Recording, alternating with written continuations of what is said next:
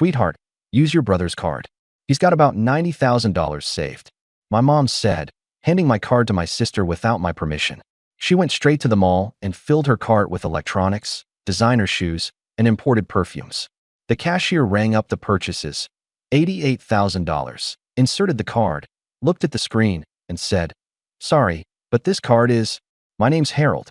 I'm 33, an associate at a mid-sized law firm downtown, the oldest child, the one who reads the fine print and brings extra napkins.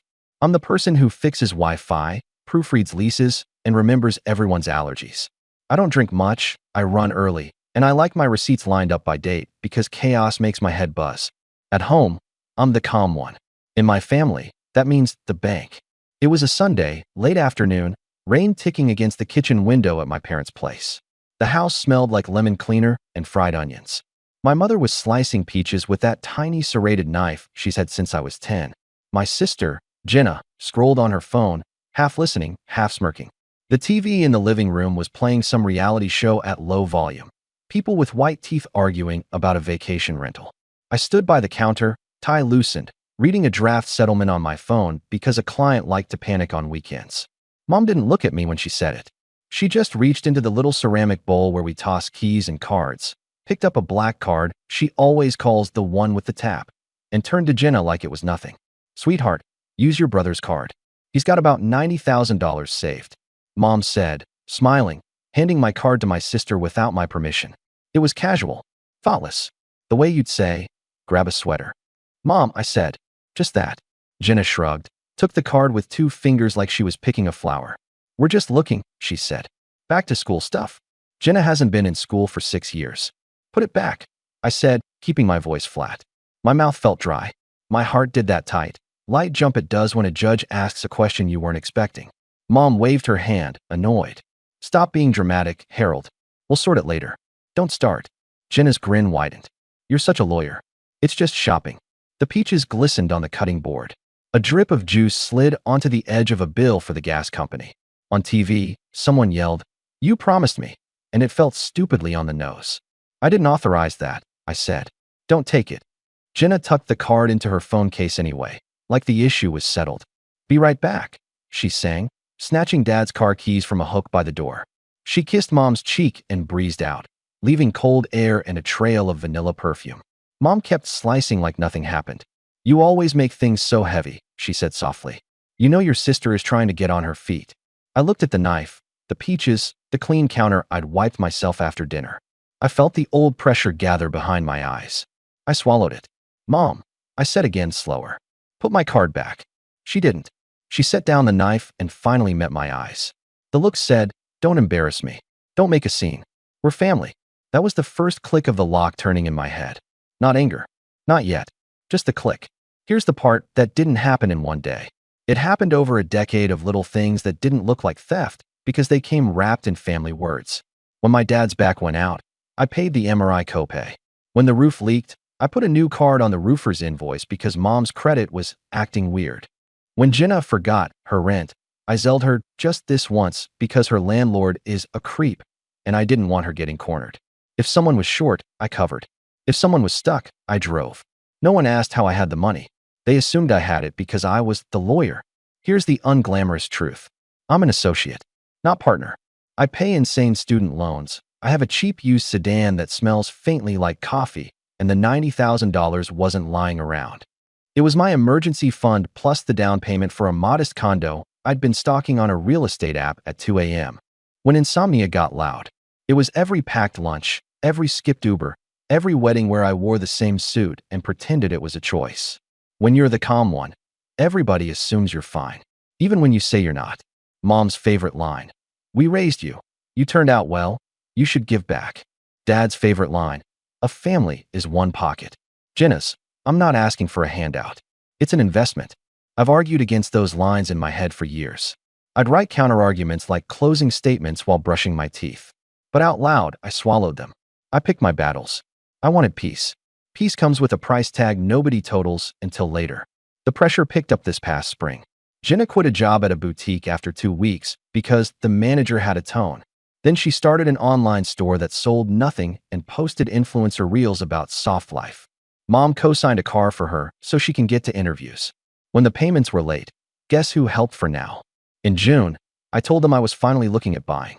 I said it in a careful voice, the one I use with nervous witnesses. I've saved the down payment. I'm meeting a broker. I don't want to touch that money for anything else.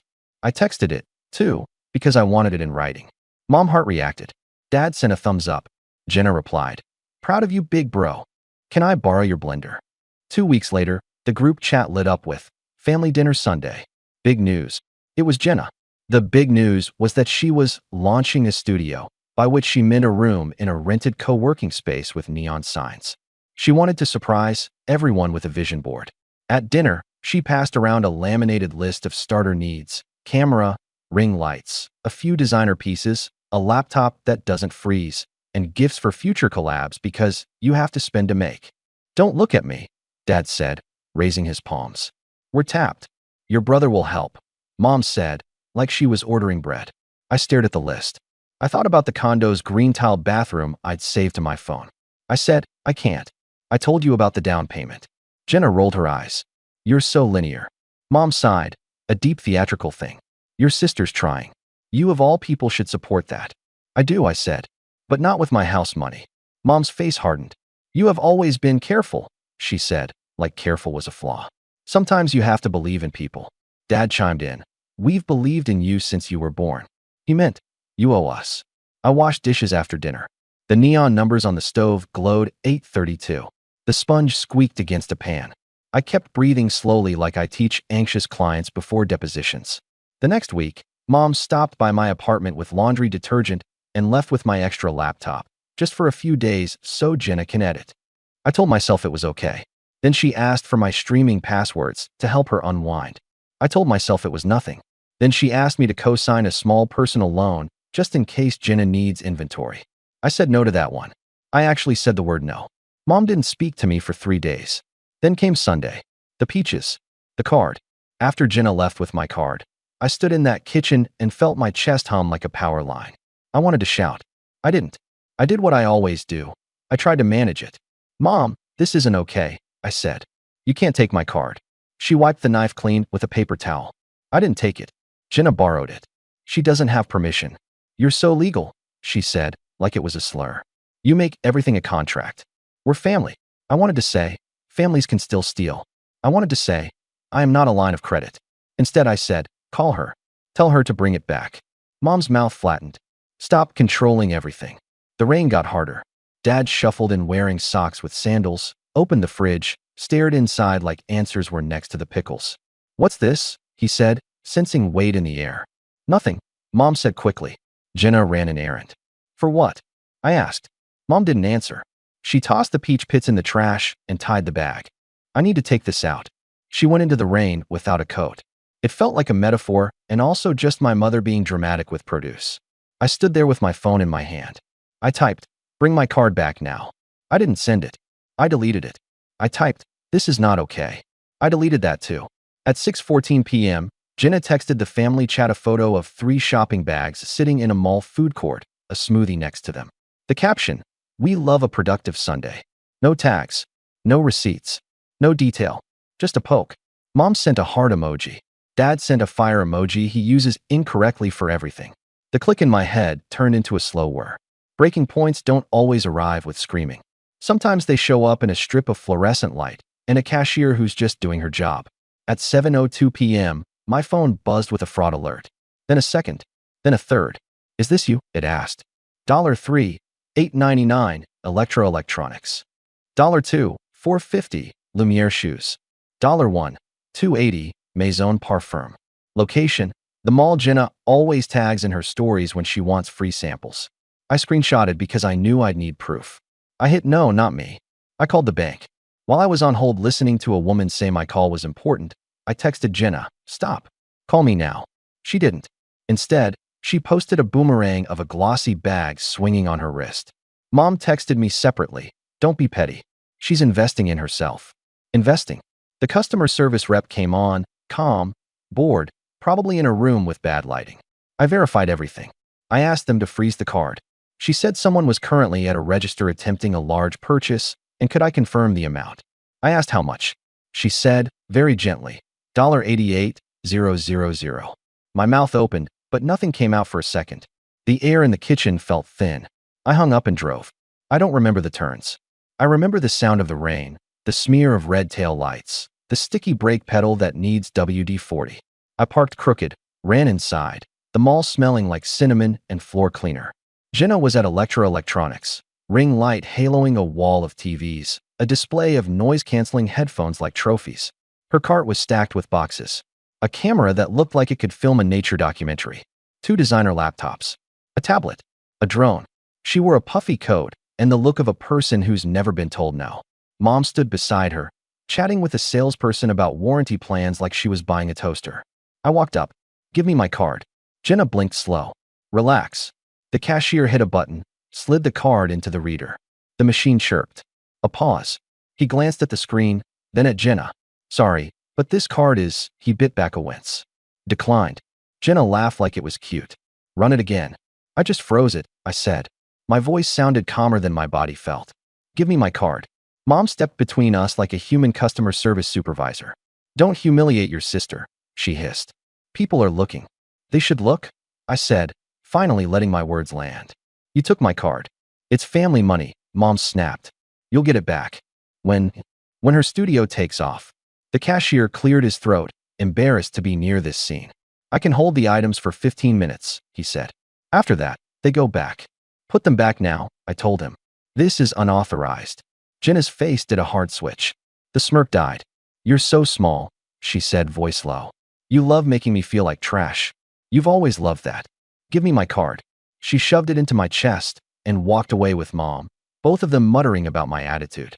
In the food court, they sat with smoothies like it was intermission. I sat across from them. The table was sticky. A kid behind me cried about a pretzel. The overhead speakers played cheerful pop. My shirt was damp. My hands shook. Mom started. You could have handled that privately. You could have asked, I said. You could have respected no.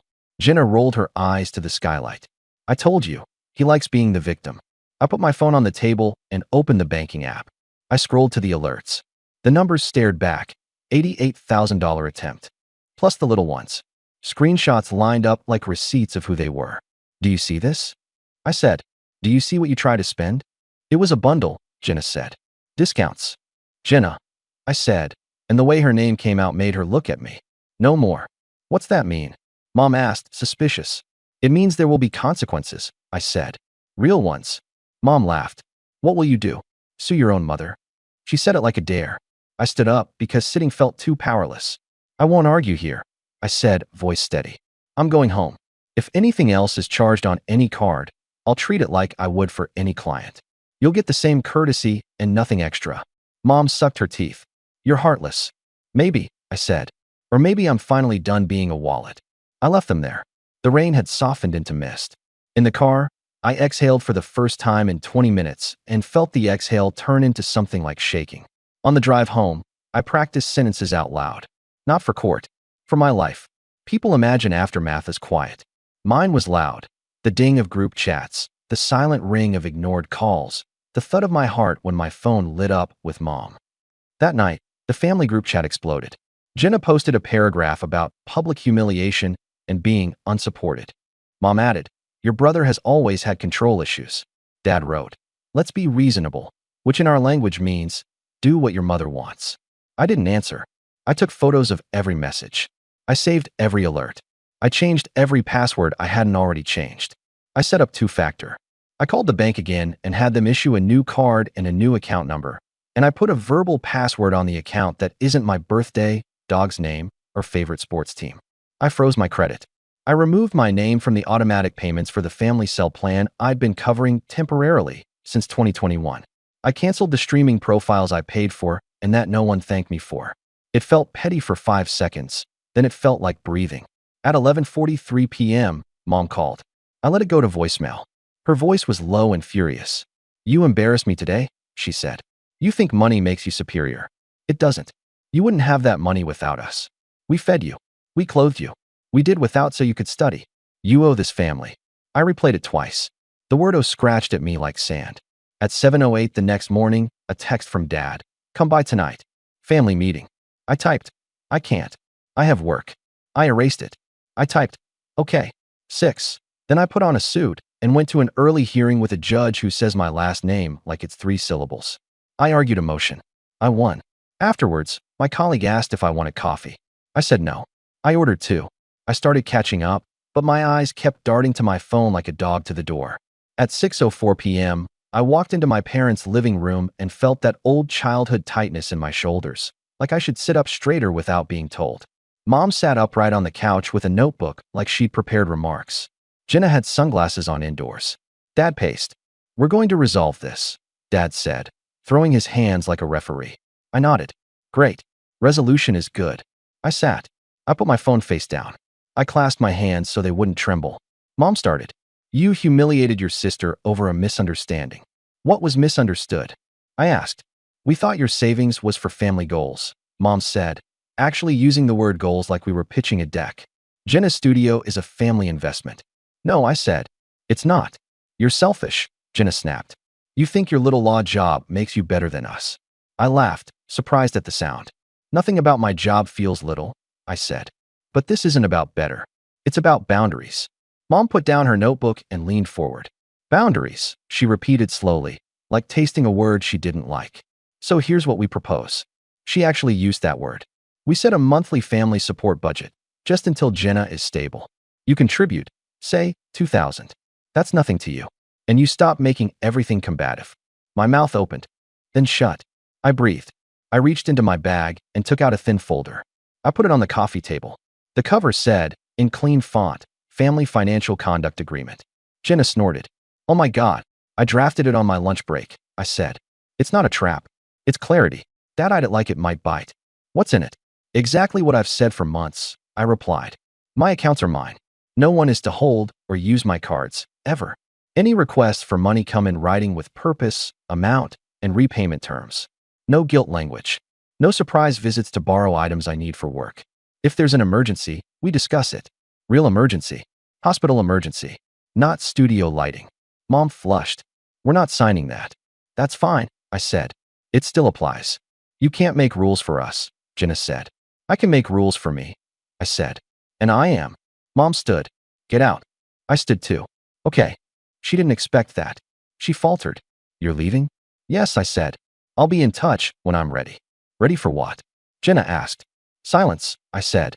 A break. Don't be dramatic, Dad said. He sounded tired. He's always tired when it's time to stand up to Mom. I'm not, I said. I'm done.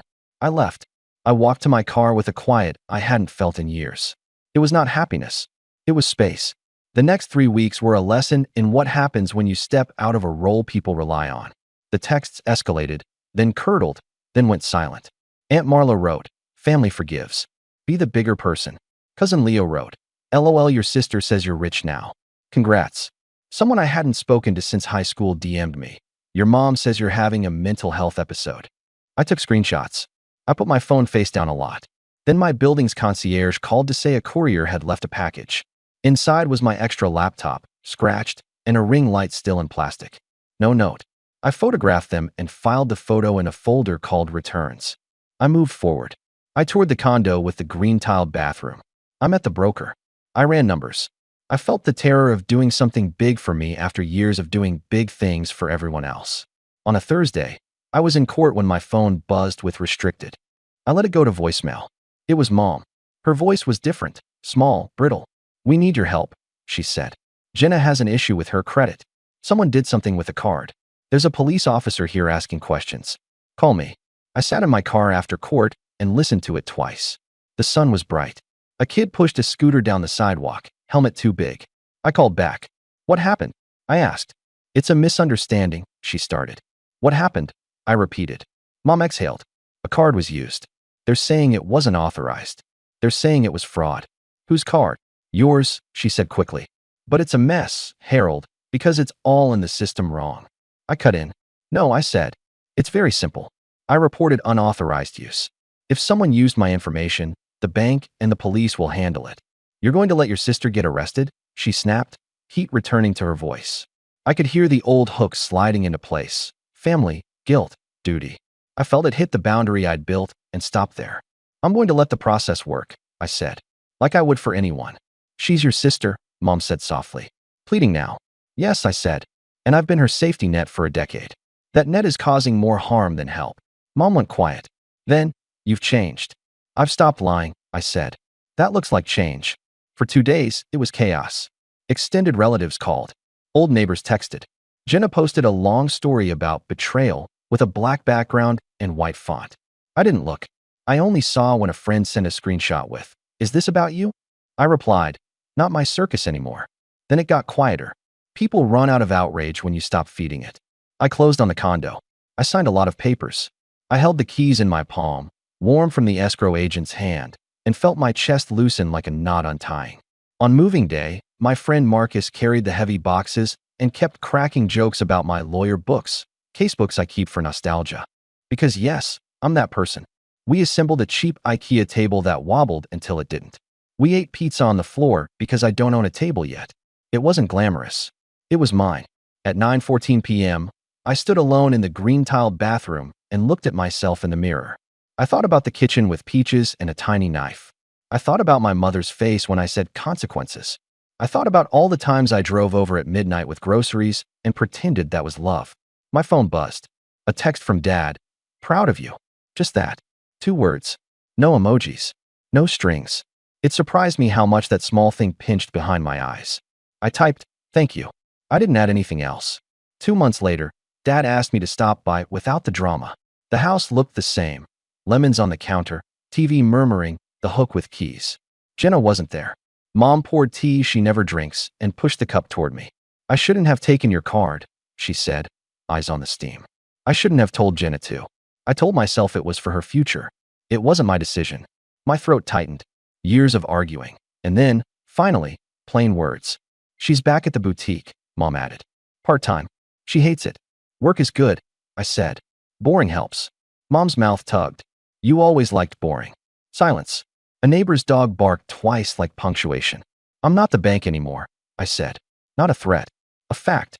"I know," Mom said. "I know now." Dad sat and stared at my hands. I should have stopped it earlier. I thought I was keeping peace. "You were keeping quiet," I said. He nodded. He knew. "Do you hate me?" Mom asked suddenly. I shook my head. "I'm angry. Less now.